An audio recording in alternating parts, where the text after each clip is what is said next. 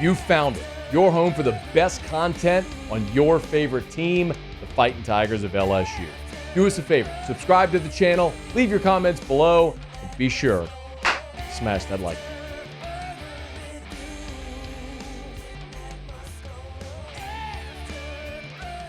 So when we left the show on Wednesday, we were right up against the commitment for both Trenton Henderson and J.J. Bush.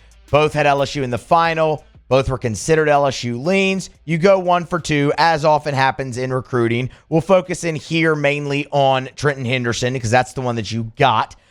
Later on, maybe a thought or two on J.J. Bush, but you know he's going to go play for Arkansas, so I really don't have many thoughts on that. I mean, good luck in Fayetteville, kid. Trenton Henderson, though, is a absolutely massive get for LSU because, one, that's a 5-star, and you're never going to shake a stick at a 5-star, obviously, when they choose your school. It is an out-of-state guy from a talent-rich state in Florida, and you got him away from 2 SEC opponents in the Gators, who's a rival, and the University of Texas as well. LSU really charged down the stretch in this recruitment, as Shea Dixon told us on Tuesday, and they're able to secure the commitment from Trenton Henderson. So 5-star, it's LSU's sixth top 100 commitment so far out of 12 in the 2026 class. He is, depending on which service you look at, either the second or third highest ranked commitment in LSU's class. 6'4", 225 pounds, extremely athletic. One of the things I love about Henderson, he's a 2-sport guy in high school. That is always a major green flag for me, really in any sport when you're looking at recruiting, but especially, football, baseball too, because you never want them to like specialize really in one thing. You want them to do different things throughout the year. But Henderson, normally when you look at 2-sport guys in football, it's football and track and field. For Henderson, it's basketball. So, I mean, right off the bat, that shows you the athleticism that he has, the speed off the edge really stands out. Bit of a versatile guy, but when you look at the jump he made from his sophomore year in high school to his junior season this past fall, it is hard to miss. As a sophomore, he had 3 sacks. As a junior this past fall, that jumped up to 10. He also added 18 TFLs. And to go along with the 10 sacks, an additional 20 quarterback hurries. We'll get right back to the video, but thrilled to welcome Our Lady of the Lake to AFR LSU. As the championship health partner of LSU athletics, the physicians at Our Lady of the Lake serve the champions on the field in the purple and gold, but that same level of care is available to you and your family. I've been a proud supporter of Our Lady of the Lake my entire life, from volunteering at the Ronald McDonald Playroom as a high schooler to helping so many of the fundraising efforts for the standalone children's hospital, to my own son being a patient now at that very children's hospital, and my primary care physician, Dr. Kurt Chastain, at Our Lady of the Lake Men's Health Group. Our Lady of the Lake has been a part of my medical journey my entire life, and you can learn more as well. Our Lady of the Lake and LSU.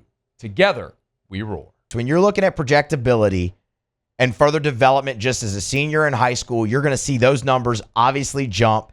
And you look at him already, as we said, at 6'4", 225 coming into LSU. Man, that's a great spot to be in because as soon as he gets in, we'll see, obviously, if he's an early enrollee or not. A lot of guys choose that path. Don't know yet for Trenton Henderson, so we'll wait and see. But if he gets in early and gets into LSU's strength and conditioning program in the spring, that's a guy, when you look at all the measurables, where he ranks in the country, the 5-star that you go, okay, that's someone that maybe you could potentially see on the field in some capacity, giving you something as a freshman in 2026. Now, the other part of that is, obviously, you have to get him all the way to National Signing Day in the early signing period. And things can change, and there are the NIL and rev share and all of those things that factor in now. But all you can do right now is say you've got him committed, and you look at what he could bring to LSU, and he could bring an awful lot. And the reason I really like this is it's a position of need for LSU.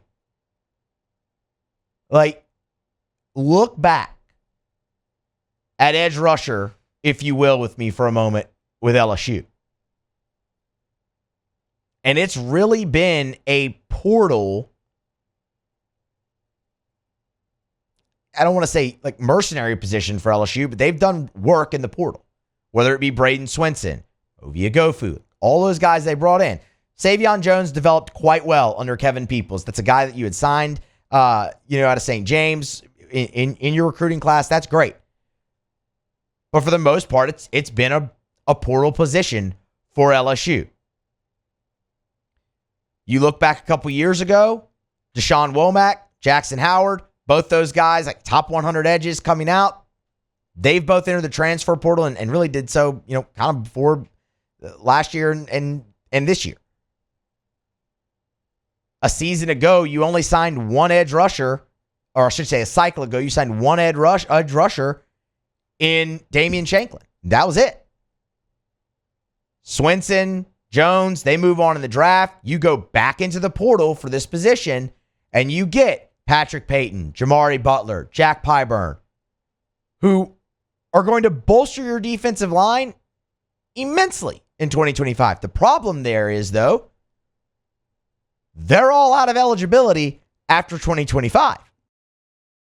You're going to really need to replace at the edge rusher position. And you have guys like a Kalaj Cobbins who they're really high on. But he's played in 7 games so far.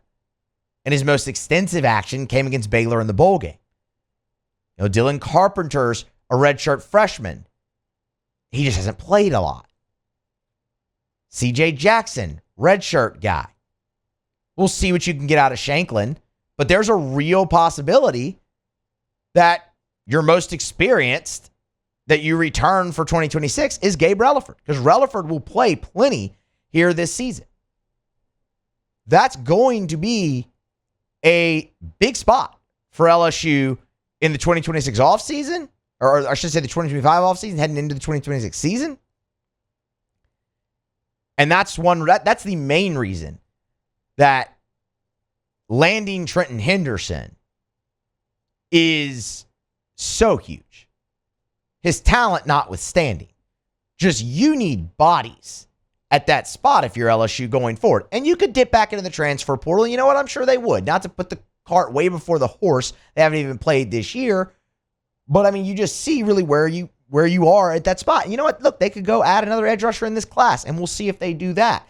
Shea Dixon mentioned Carlton out of Texas, but it's going to be hard to get him away from the Texas schools. He'll announce next week. But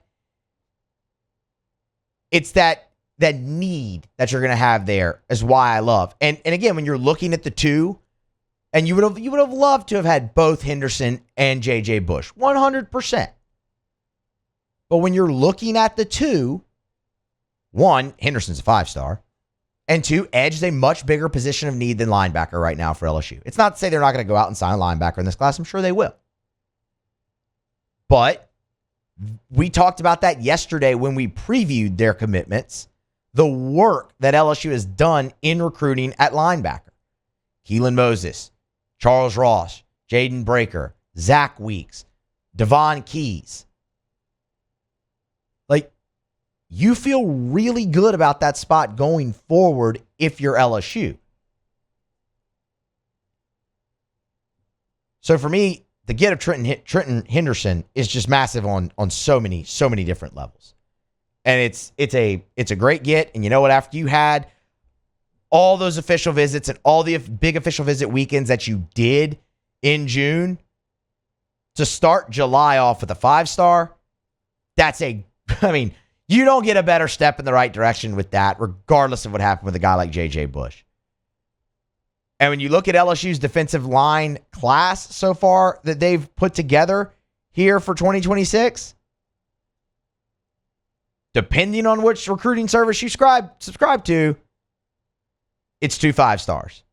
And the number one interior guy, number one defensive lineman in Richard Anderson out of Carr, and now Trenton Henderson. That is loud for LSU up front on the defensive line in 2026. And you know what? I'm sure they're not done. They'll just keep on trucking. For what it's worth, with the addition of Henderson, LSU's class moved up to number 5 in the country. That has since dropped one spot because recruiting, it's fluid.